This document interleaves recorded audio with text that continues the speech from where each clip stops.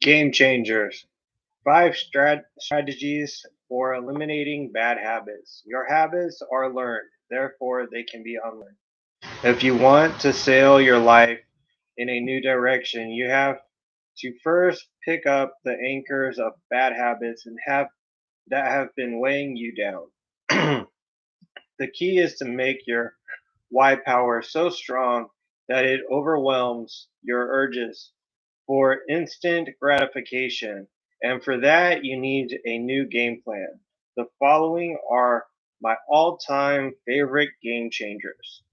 One, identify your triggers. Look at your list of bad habits. For each one you've written down, identify what triggers it. Figure out what I call the big fours: the who, the what, the where, and the when. Underlining each bad behavior, for example, are you more likely to drink too much when you're with certain people? Is there a particular time of day when you just have to have something sweet? What emotions tend to provoke your worst habits? Stress, fatigue, anger, nervousness, boredom? When do you experience those emotions? Who are you with? Where are you? Or what are you doing? What situations prompt your bad habits to surface? Getting in your car, the time before performance reviews, visits with your in laws, conferences, social settings, feeling physically insecure, deadlines. Take a closer look at your routines. What do you typically say when you wake up? When you're on a coffee or lunch break? When you've gotten home from a long day? Again, get out your notebook or use the Bad Habit Killer worksheet here, which you can also download for free at www.thecompoundeffect.com/free, and write down your triggers. This simple action alone increases your awareness exponentially. But of course, this isn't the whole enchilada because, as we've discussed, increasing your awareness of a bad habit isn't enough to break it. Two, clean house. Get to scrubbing. And I mean this literally and figuratively. If you want to stop drinking alcohol, remove every drop of it from your house and your vacation house, if you have one. Get rid of the glasses, any fancy utensils or doodads you use when you drink, and those decorative olives too. If you want to stop drinking coffee, heave the coffee maker and give that bag of gourmet grounds to a sleepy neighbor. If you're trying to curb your spending, take an evening and cancel every catalog or retail offer that flies in through your mailbox or your inbox. So you won't even need to muster the discipline to walk it from the front door to the recycle bin. If you want to eat more healthfully, clean your cupboards of all the crap. Stop buying the junk food and stop buying into the argument that it's not fair to deny the other people in your family junk food just because you don't want it in your life. Trust me, everyone in your family is better off without it. Don't bring it into the house, period. Get rid of whatever enables your bad habits. Three, swap it. Look again at your list of bad habits. How can you alter them so that you're not as harmful? Can you replace them with healthier habits or drop kick them altogether? As in for good. Anyone who knows me knows that I love something sweet after a meal. If there is ice cream in the house, the something sweet turns into a triple scoop banana split with all the fixings. 1,255 calories. Instead, I replace that bad habit with 2 Hershey's Kisses, 50 calories. I'm still able to satisfy the sweet tooth without having to spend the extra hour on the treadmill just to get back to even. My sister in law started a habit of eating crunchy and salty junk food when she watched TV. She's crunched through a whole bag of tortilla chips with little actual awareness. Then she realized that what she really enjoyed was the crunchy sensation in her mouth.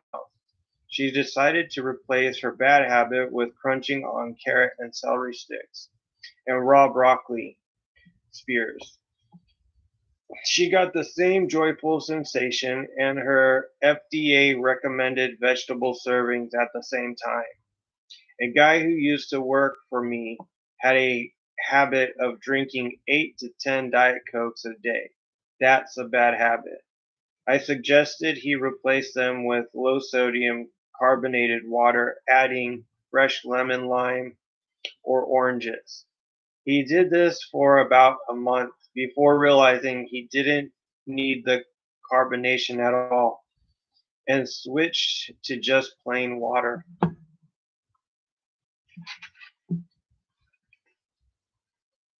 Play with this and see what behaviors you can replace, delete, or swap out. 4. Ease in. I live near the Pacific Ocean. Whenever I get in the water, I get my ankles acclimated first, then walk in up to my knees. Then it's my waist and chest before taking the plunge. Some people just run and dive in and get it over with. Good for them, not me. I like to ease my way in, probably residual trauma from my childhood, as you'll see in the next strategy. For some of your long standing and deep rooted habits, it may be more effective to take small steps to ease into unwinding them. You may have spent decades repeating, cementing, and fortifying those habits, so it can be wise to give yourself some time to unravel them, one step at a time. A few years ago, my wife's doctor required she cut out caffeine from her diet for several months. We both love our coffee, so if she was going to have to suffer, I decided it was only fair that we do it together.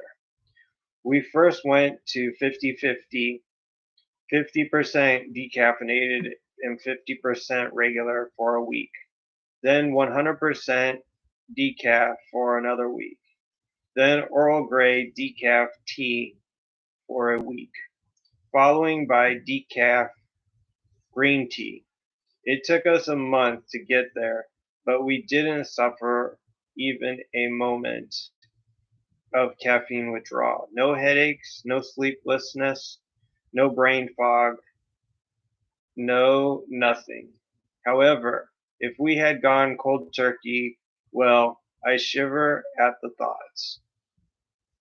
Number 5, or jump in. Not everyone is wired the same way.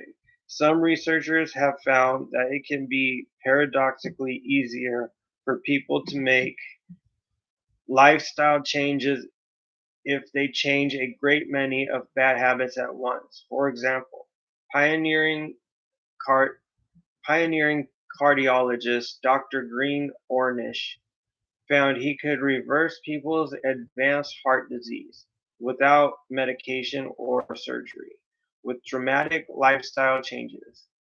He discovered they often found it easier to say goodbye to almost all their bad habits at once. He enrolled them in a training session where he substituted a very low fat diet for their fat and cholesterol rich fare. The program included exercise, getting them off their couches and walking or jogging, as well as stress reduced techniques and other heart healthy habits. Amazingly, in less than a month, these patients learned to let go of a lifetime of bad habits and embrace new ones. And they went on to experience dramatic health benefits after a year as a result. Personally, I find this to be the exception, not the rule, but you'll have to figure out the strategy that works best for you. When I was a kid, my family camped at a little known spot called Lake Rollins. The lake, situated not far from the Sierras in Northern California, is fed from glaciers that melt from atop the mountains of Lake Tahoe. The water's ridiculously cold. Every day we were there, my dad insisted that I water ski in the polar pond. All day I would be quietly anxious about the dreaded call to go in. I loved to water ski. I just hated getting in the water.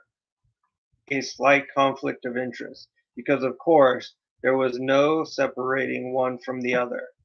Dad made sure that I never missed my turn, sometimes by actually physically throwing me in.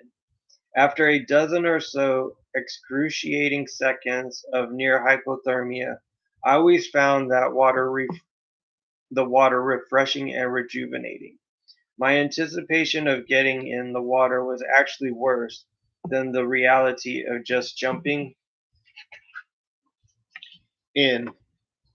Once my body acclimated, water skiing was a blast. And yet I went through this cycle of dread and relief each and every time. That experience isn't unlike that of suddenly dropping or changing a bad habit. For a short while, it can feel excruciating, or at least quite uncomfortable. But just as the body adjusts to a changing environment through a process called homeostasis, we have a similar homeostatic ability to adjust to unfamiliar behavior changes.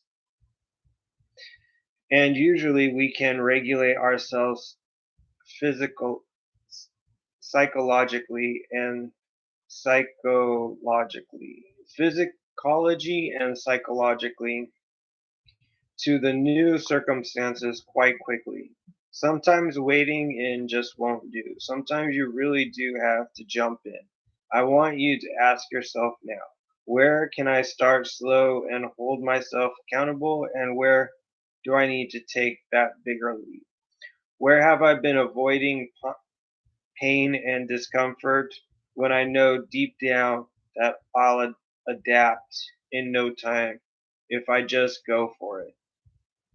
One of my former partners has a brother who was a beer guzzling, bar brawling, life of the party alcoholic. He drank at lunch, with dinner, after dinner, and all weekend long. One day he was at a wedding for a former college roommate when he saw his friend's brother, who was 10 years older than both of them, but looked 10 years younger. He watched the man dance, laugh, and play during the wedding, ex- exuding a vitality he hadn't felt in many years. He made a decision on the spot that he would never touch a drop of alcohol again. Cold turkey. That was it. Never again. And he hasn't in more than 6 years. When it comes to changing bad habits at home, I'm a toe dipper. But in my professional life, I find that taking the big plunge is far more effective. Whether committing to a new business or dealing with potential new clients, partners, or investors, toe dipping usually doesn't cut it. Each time I think of Rollins and know it will be painful at first, but I remember that within little time, it will be exhilarating. and well worth the temporary discomfort. Run a vice check. I'm not suggesting you cut out every bad thing in your life. Most everything is good in moderation. But how can you tell whether a bad habit is becoming the boss of you? I believe in testing my vices. Every so often I go on a vice fast. I pick one vice and check to be sure I'm still the alpha dog in our relationship. My vices are coffee, ice cream, wine, and movies. I already told you about my ice cream obsession. When it comes to wine, I want to be sure I'm enjoying a glass and celebrating the day, not drowning a bad mood. About every 3 months, I pick one vice and abstain for 30 days. This probably stems from my Catholic Lent upbringing. I love proving to myself that I'm still in charge. Try this yourself. Pick a vice, something you do in moderation, but you know doesn't contribute to your highest good, and take yourself on a 30-day wagon run. If you find it seriously difficult to abstain for those 30 days, you may have found a habit worth cutting out of your life.